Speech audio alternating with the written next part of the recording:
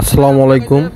আপনারা স্ক্রিনে যে লোকটাকে দেখতে পাচ্ছেন, লোকটাকে গতকাল রাত 8 ঘটিকার সময় ফায়ার সার্ভিস কর্মী বলদিপুকুর থেকে মিঠাপুকুর হসপিটালে নিয়ে আসে। তো লোকটা কালকে থেকেই গতকাল রাত থেকেই হসপিটালে ছিল। তো তাকে অযত্ন অবহেলাই ছিল। তো লোকটাকে আমরা আজকে দুপুরে দেখতে পাই। তো লোকটাকে দেখার পরে তাকে পরিপাটি করার জন্য প্রথমে তাকে ন্যাড়া করে তাকে গোসল করে তার জন্য নতুন কাপড়ের সবারই সহযোগিতায় তার জন্য নতুন কাপড়ের ব্যবস্থা করে তাকে আর কি পরিপাটি করার চেষ্টা করি। তো ভিডিওটা করার মূল উদ্দেশ্য হচ্ছে লোকটা যেন এই ভিডিওর মাধ্যমে তার পরিবারের কাছে যাইতে পারে।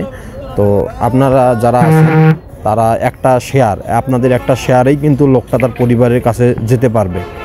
ধন্যবাদ। আপনারা একটা করে শেয়ার করবেন যেন লোকটা তার পরিবারের কাছে যেতে পারে। আসসালামু আলাইকুম, ভালো থাকবেন সবাই। চুলগুলো অনেক বড় হয়েছে না?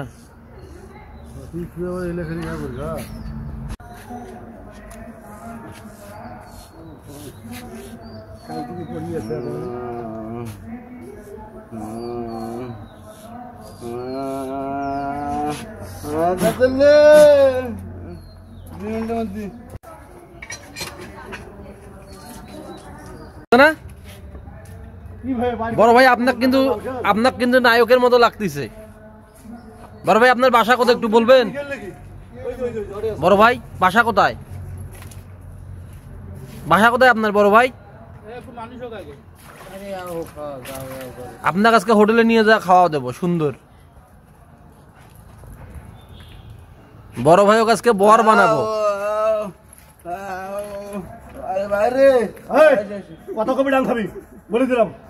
তোমার ভালোর জন্যই তো আমরা করতেছি। একটু গাড়া পরিষ্কার করে দেই।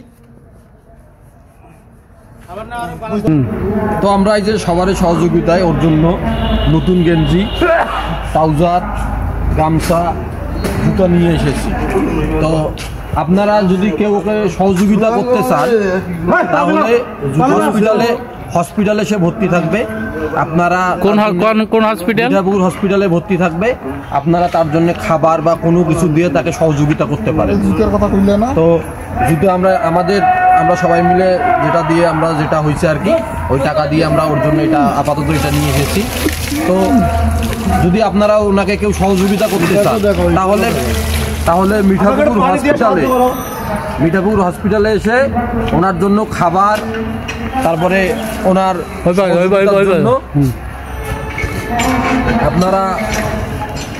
সহযোগিতার জন্য ওনার সামনে এসে ওনাকে দেখে শুনে ওনাকে সবকিছু দিয়ে সহযোগিতা করতে পারেন।